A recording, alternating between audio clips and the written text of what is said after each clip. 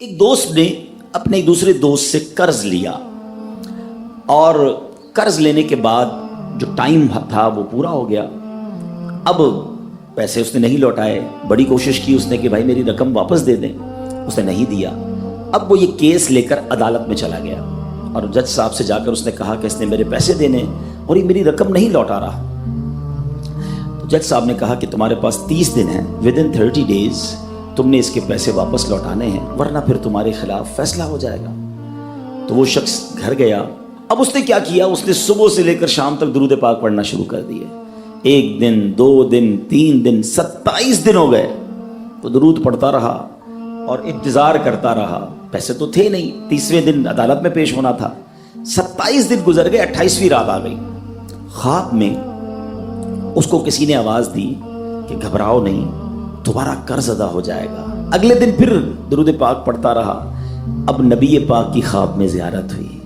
آقا علیہ الصلوۃ والسلام تشریف لائے, فرمائے گھبراؤ نہیں, تمہارا قرض ادا ہو جائے گا. تم علی بن عیسیٰ وزیر کے پاس جاؤ اور اس سے کہو وہ تمہارا قرض ادا کر دے گا. اب جب صبح اٹھا تو بہت خوش کہ نبی پاک کی زیارت مجھے ہو گئی. لیکن پھر خیال آیا کہ میں اگر وزیر صاحب کے پاس گیا اور انہوں نے مجھ سے کوئی ایویڈنس مانگ لیا, کوئی پروف مانگا, کہ میں کیسے مان لوں تمہیں نبی پاک نے بھیجا ہے, تو اس بات پر تو میرے پاس کوئی دلیل نہیں ہے. اب 30ویں رات آ گئی, آخری رات ہے, صبح عدالت میں جانا ہے. درود پاک پڑھتے پڑھتے سو گیا. سرور کائنات علیہ الصلوۃ والسلام نے خواب میں پھر کرم فرمایا. فرمایا علی بن عیسیٰ وزیر کے پاس جاؤ, وہ تمہارا قرض ادا کر دے گا.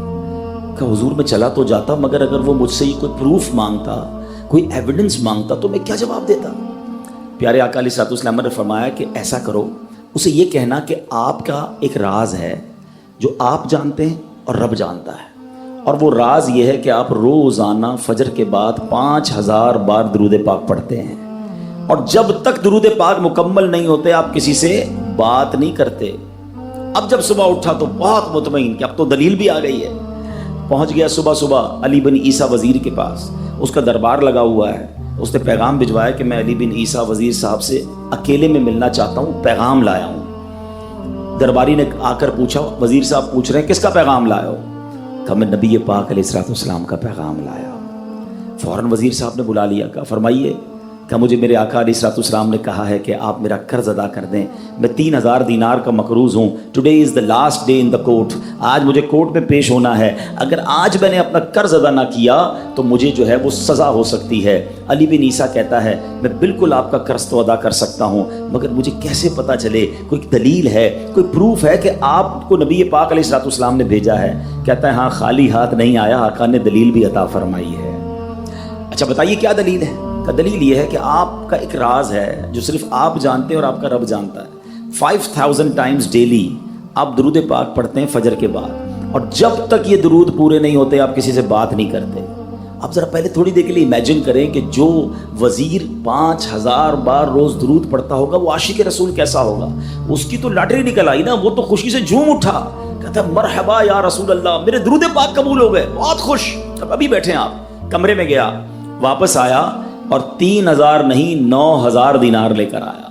کہتے 3000 تو نبی پاک کا حکم, مرحبا یا رسول اللہ, 3000 اور لیجئے, آپ نے اتنی اچھی خبر مجھے سنائی, اتنا پیارا خواب سنایا, آپ کے قدم میرے گھر تک آئے, اور 3000 مزید لے جائیے, اس سے اپنے بچوں کے لیے کوئی کاروبار شروع کیجئے, اور ایک وعدہ بھی کیجئے, زندگی میں آئندہ جب بھی آپ کو کوئی ضرورت پڑے گی نا, آپ میرے پاس آئیں گے, میں آپ کا بھائی ہوں. اب یہ دیوانہ بڑا خوش ہو کر عدالت پہنچا. اچھا everybody expecting over there, سب یہ سوچ رہے تھے کہ یہ اس نے آج گرفتار ہی ہونا ہے, کیونکہ تھا ہی کچھ نہیں اس کے پاس, پہلے ہی کہہ دیا تھا کہ میں کولیپس ہو گیا ہوں. اب عدالت میں جاتے ہی اس نے 3000 دینار جج صاحب کو دے دی کہ صاحب اس کو میرا قرضہ ادا کر دیں, میں جو ہے وہ اپنے قرضے سے بری ہونا چاہتا ہوں. جج صاحب ہوتے ہیں, انہوں نے کہا قرضہ تو ادا کر دیں گے, پہلے بتاؤ پیسے لائے کدھر سے ہو؟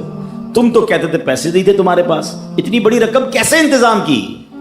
اب بھری عدالت میں گویا اس نے زبان حال سے یہ کہا کہ اتنا دیا سرکار نے مجھ کو, اتنی میری اوقات نہیں, یہ تو کرم ہے ان کا, ورنہ مجھ میں تو ایسی بات نہیں۔ اب اس نے بھری عدالت میں پورا واقعہ سنایا کہ میں نے تو کچھ نہیں کیا، آقا خواب میں تشریف لائے، میں وزیر صاحب کے پاس گیا، انہوں نے یہ پیسے دیے۔ سنو اس زمانے کے جج بھی کیسے ہوتے تھے، وہ جج دوران عدالت اپنے کرسی سے اٹھ کر کمرے میں چلا گیا، تھوڑی دیر بعد جج صاحب واپس آئے اور 3000 دینار اس کے ہاتھ میں دیتے ہیں۔ کیا سارا ثواب علی بن عیسیٰ لے جائے گا؟ میں بھی تو آقا کا امتی ہوں، تمہارا قرضہ میں ادا کرتا ہوں۔ اچھا، اب جس نے کیس کیا تھا، سبحان اللہ، کیا ماحول تھا، کیا انداز تھا، کیا دل تھے، وہ بھی تو دیکھ رہا ہے، کہتا ہے میں بھی تو آقا کا امتی ہوں، رکے ذرا، کاغذ قلم دیجئے، بندے کو میں قرضہ ہی معاف کر دیتا ہوں۔ اچھا، قرضہ ہو گیا معاف۔ اب جو 3000 جج صاحب نے دیے تھے، وہ بندہ کہتا ہے جج صاحب ہوں واپس لے لو، میرا تو قرضہ ہی ادا ہو گیا۔ تو جج صاحب کہتے ہیں جو پیسے آقا کے نام پر نکال دیے میں نے واپس نہیں لینے، یہ سارے تم ہی لے جاؤ۔ اب یہ 12000 دینار لے کر یہ عاشق رسول جھومتا ہوا اپنے گھر پر جا رہا ہے۔ اے میرے پیارے اسلامی بھائیوں، ایک رات پہلے ایک سنگل پینی اس کے پاس نہیں ہے، اور اگلے دن 12000 دینار ہیں۔ درود پاک وہ وظیفہ ہے جو دل سے پڑھا جائے تو سبحان اللہ یہ مصیبتوں کو ٹالنے والا وظیفہ ہے، یہ پریشانیوں کو دور کرنے والا وظیفہ ہے۔ اور یہ میں نہیں کہہ رہا، خود سرور کائنات علیہ الصلوۃ والسلام کی حدیث ہے جس کا مضمون ہے کہ جو پریشانیوں میں ہو، جو مصیبتوں میں ہو، اس کو چاہیے کہ مجھ پر درود پڑھے، کہ درود پریشانیوں کو لے جاتا ہے، مصیبتوں کو لے جاتا ہے۔ ایک شاعر نے کیا خوب لکھا ہے، اور واقعی حق لکھا ہے، ہر درد کی دوا ہے صلی علی محمد، ہر درد کی دوا ہے صلی علی محمد، تعویذ ہر بلا ہے صلی علی محمد۔ تو ہمیں چاہیے، خاص طور پہ ربیع الاول کا مہینہ ہے، کثرت سے درود پاک پڑھیں۔